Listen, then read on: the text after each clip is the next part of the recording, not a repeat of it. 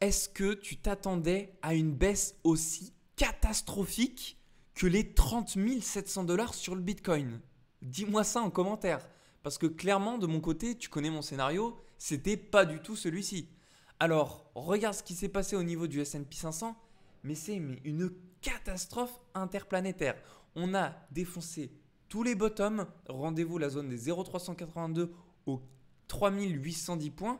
À ce moment-là, je te dis pas que c'est 100% ce qui va se passer, mais vu que on a traversé la zone des 0,236, la suite logique, elle est là. Ensuite, on a le Nasdaq, lui c'est pareil, sauf que ce sera la zone des 0,5. Retracement Fibo, on sera sur le coup des 11 765 points.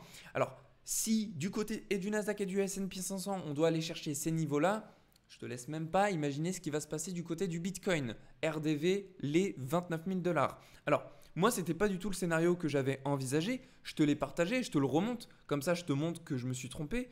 Et puis oui, effectivement, ça peut arriver de se tromper. J'utilise mon droit à l'erreur à ce moment-là. Ça fait quand même un petit moment que j'utilise. Il va falloir que j'arrête de déconner.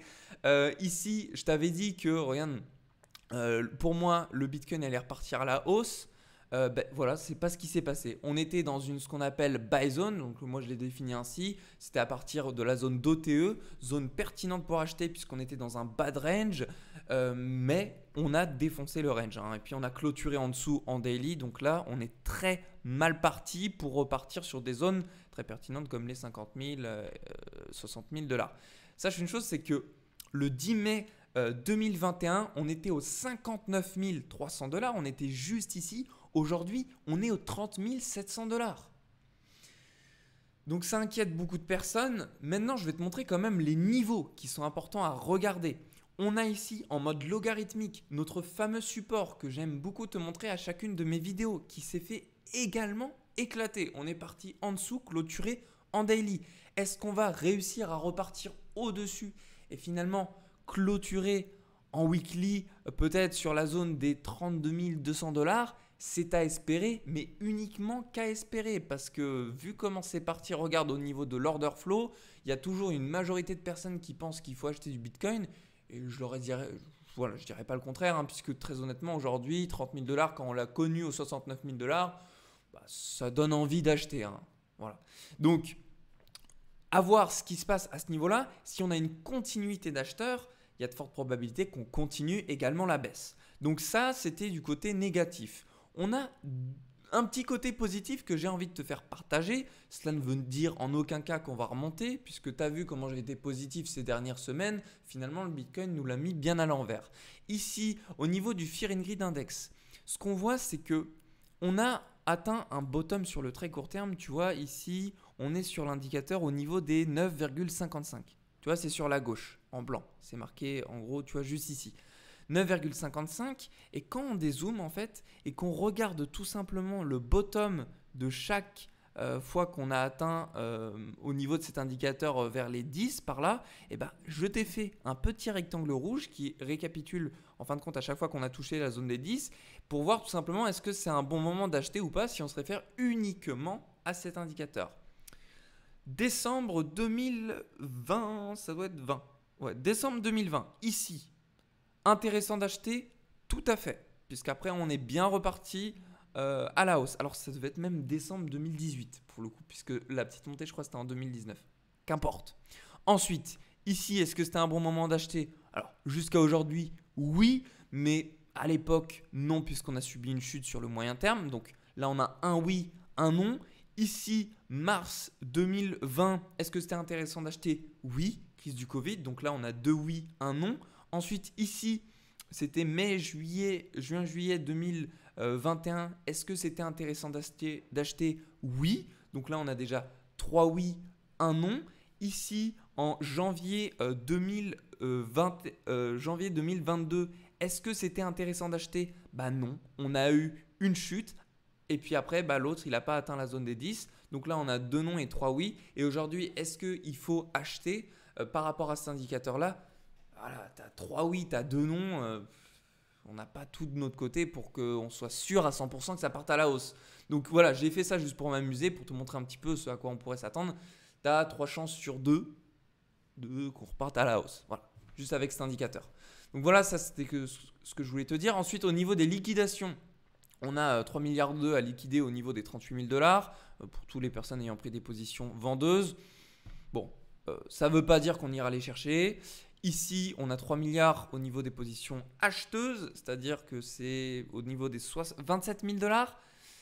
Ça ne fait pas vraiment plaisir parce que le Bitcoin pourrait continuer la baisse. Maintenant, il y a 3 camps. Oublie pas, il y a les observateurs, les gens qui n'ont pas investi, qui se disent « Ok, je me prépare, moi j'attends le Bitcoin aux 27 000. » Ok, premier point. Les vendeurs qui sont contents, qui disent le Bitcoin aux 27 000, moi je suis content. Et troisième point, il y a les acheteurs. Ceux qui sont en mode pas contents, qui se disent ah non, mais c'est sérieux là. Moi j'ai investi, j'étais aux 40 000, je suis en position de faiblesse là. Ma liquidation elle est peut-être aux 26 000, 29 000. Comment je vais faire? Donc pense bien à ces trois personnes-là qui sont en train de regarder le Bitcoin et qui se tâtent à faire des investissements ou qui sont déjà en cours sur leurs investissements. Donc en fonction de ces trois cas-là, qu'est-ce qu'on peut se dire?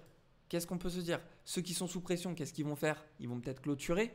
Donc ça veut dire quoi? Ça veut dire que ça va créer de la vente sur le marché. Ou alors ça peut créer des acheteurs en fonction de ceux qui rachètent, etc. les ventes. Du coup, essaie de voir un petit peu toi comment tu vois les choses. Moi je te dis aujourd'hui, je ne positionne sur rien du tout. On n'a pas de structure. Les marchés américains s'effondrent comme ça. Moi je m'attendais vraiment clairement pas du tout à ça. Je te l'ai dit, mon point de vue il était plutôt haussier. Aujourd'hui on se tape des cracks. Un crack ici, regarde, hop, de 20% en très peu de temps. On a fait 1, 2, 3, 4, 5 jours. 5 jours, moins 20% sur le Bitcoin. Et encore, je n'ai pas pris le top. Bon, maintenant, je vais quand même te donner des côtés positifs qui restent à valider.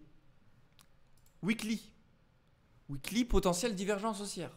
Regarde pourquoi. Ici, point bas. Là, on a un nouveau point bas, plus bas que le précédent. Sauf qu'au niveau du momentum, on n'a pas vraiment bien enfoncé dans le rouge. Donc là, on pourrait avoir une belle divergence haussière. Donc, à vérifier. De toute façon, là, c'est sur du weekly. Donc, on va attendre plusieurs mois avant que ça arrive. Cette divergence, qu'elle se valide. Au niveau du daily, est-ce qu'on a une divergence? Oui. On peut potentiellement encore la valider, mais il va falloir qu'on fasse une belle remontée à ce niveau-là. Maintenant, on verra qu'est-ce qui se passe au niveau du cross des zéros. On l'attend ce moment. Au niveau de l'Ethereum, on a beaucoup plus de puissance qu'au niveau du Bitcoin, puisque lui n'a pas cassé ses précédents points bas. Cela peut être un indicateur que si on ne casse pas la zone des 2160 $ sur l'Ethereum, peut-être qu'on restera bullish. Et donc, le marché des cryptos pourrait ne pas partir en bear market. Moi, ce que j'appelle le bear market, ce sera au moment où on va partir, tu sais, dans cette fameuse zone des 24 000 à 26 000 $ sur le Bitcoin et qu'on va continuer en ligne droite comme ça. À ce moment-là, c'est pour ça que je te dis on va retourner travailler au McDo, mais c'est une blague. C'est qu'en fait, du coup, tu auras beau investir, et c'est une très bonne chose puisque à ce moment-là, c'est très bien d'investir sur les actifs, mais à part ça, tu ne feras pas forcément de gains, sauf si tu fais du trading court terme ou swing trading sur plusieurs semaines, où là, tu peux profiter des hausses de 10, 20%, etc. Donc voilà. Donc soit à ce moment-là, tu te gardes un bon bag d'USDT, ou de pas d'UST pour le coup. Petite nouvelle, petit aparté pour ceux qui n'avaient pas suivi, l'UST de Terra Luna, il est parti en crack lui aussi. Attends, je te montre parce que j'étais en train de lire un article. Il a fait, regarde, je te montre où est-ce qu'il en est. Il est à 0,71 $. En gros, si tu as des UST dans ton portefeuille, tu as clairement perdu 29% de ton portefeuille. Voilà. Donc voilà où tu en es. Regarde un petit peu sur tes exchanges comment ça se passe. Moi, j'ai pas d'UST, pas de ma mémoire en tout cas. Il faudrait que je regarde sur mes exchanges. Bref, si j'en ai, je dois pas en avoir beaucoup. Mais voilà ce à quoi tu peux t'attendre. En gros, si tu avais 20 000 $ en UST, maintenant tu te tapes peut-être un 15 000 $, un truc du genre. Tiens, là, on est en train de remonter. Donc, je sais même pas si on peut en acheter de cette crypto. Enfin de ce token plutôt, si on peut en acheter, peut-être que tu pourrais, si le problème se règle, profiter d'une hausse de 29% en quelques jours. Vraiment, je ne sais pas comment ça fonctionne. Je ne sais pas si tu peux en acheter, je ne sais même pas si tu peux retirer, comment ils ont bloqué les choses ou pas. Dites-moi dans les commentaires si vous avez des infos, parce que là j'étais en train de lire un article, mais ils n'ont rien dit sur le pourquoi du comment, ils ne savaient même pas comment c'est arrivé. Donc voilà, si vous avez des infos sur UST de Terra Luna, n'hésitez pas à m'en faire part, parce que moi ça m'intéresse beaucoup. je reviens sur Bitcoin. Donc là, on est en train de vivre un crash. Et moi, je vais te donner mon ressenti à ce niveau-là. On m'a posé une question récemment sur la précédente vidéo que j'ai fait sur Bitcoin. De me dire, Rémi, est-ce que tu as des conseils pour les investissements long terme? Moi, il faut savoir une chose, c'est que Bitcoin, j'ai investi, c'était en fin 2017, c'était octobre 2017. Je ne sais plus où est-ce que c'est. On était autour des 3000 $, 2500, 3000 $ sur Bitcoin. Et en fait, ou 2500, 3000 euros, un truc comme ça. Parce qu'avant, je regardais en euros. Et en fait, moi, le truc que je fais, tout simplement, c'est que je vois le Bitcoin comme un jeu. Je ne sais pas si tu as déjà joué à. On va prendre des jeux basiques, Call of Duty, Battlefield, ou peut-être t'aimes bien Minecraft, Dofus, World of Warcraft. Enfin bref, je dis un peu tous les jeux. En fait, par exemple, si je prends Call of Duty, c'est le jeu qui est un peu le plus joué, tu vois. En gros, quand tu te fais tuer dans le jeu, est-ce que ça te fait du mal? Alors, tu revis, tu tues des autres gens, tu vois. Et tu sais, tu as un ratio. Tu es en mode, ok, comment je peux améliorer mon ratio, etc. Moi, j'avais des potes qui étaient à fond là-dessus. Ils voulaient améliorer leur ratio pour être super dans le jeu. Et bah, quand tu meurs, tu t'en fiches, tu recommences. En gros, c'est un échec et après, tu t'améliores. Et bah, qu'est-ce que c'est le Bitcoin? C'est la même chose. T'investis ici, c'est pas grave. Tu t'en fous. Ça part ici, tu as été liquidé, tu reviens à zéro sur ton compte en banque, sur ton exchange plutôt, parce que là, on parle d'exchange. Et bah, c'est pas grave. Trouve-toi un travail, tu recrées de l'argent, tu réinvestis, tu réapprends, tu repères, c'est pas grave, tu recommences. Tu vois, c'est la même chose. Pense à ça, genre, tu meurs, tu revis, tu gagnes. Tu repères, tu revis, tu gagnes, etc. Et tu te formes à chaque fois comme ça. Donc, c'est pas grave si là, c'est ta première chute sur le Bitcoin et que c'est tout simplement la première fois que tu subis un tel drama dans ta vie financière. Voilà, dans un an, ce sera réparé. Euh, donc, c'est pour ça que moi, je te dis, en vrai, si tu peux créer un petit business en plus de ton job, parce que vraiment, les cryptos, moi, j'en suis content, tu vois, aujourd'hui. Enfin, je suis grave fier, tu vois, de ce que je fais autour des cryptos, etc. aujourd'hui.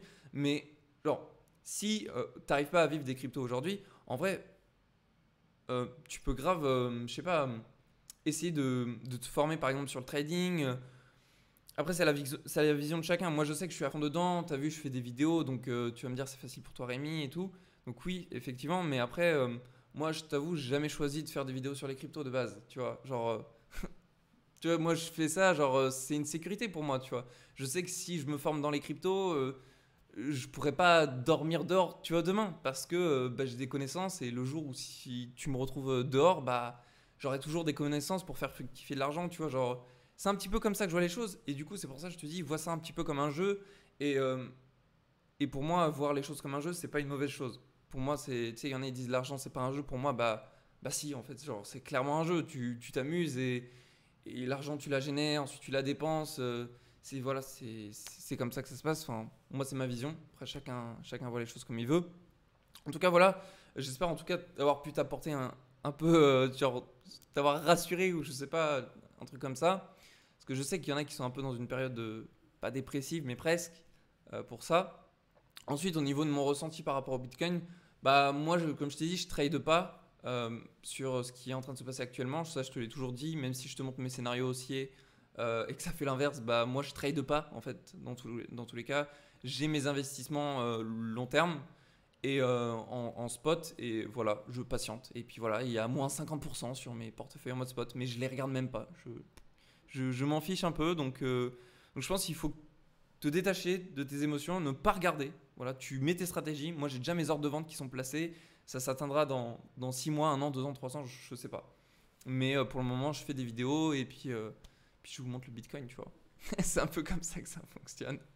Bref, là, j'étais un peu libérateur, cash. Je t'ai montré un peu comment je fonctionnais, mais j'espère que ça peut t'aider. Je ne sais pas toi de ton côté comment tu t'organises, mais voilà, si ça peut t'aider, en tout cas, j'espère que ça aura pu te rassurer un petit peu. Bon, je te souhaite à toi une très belle journée, prends soin de toi et on se retrouve dans une prochaine vidéo.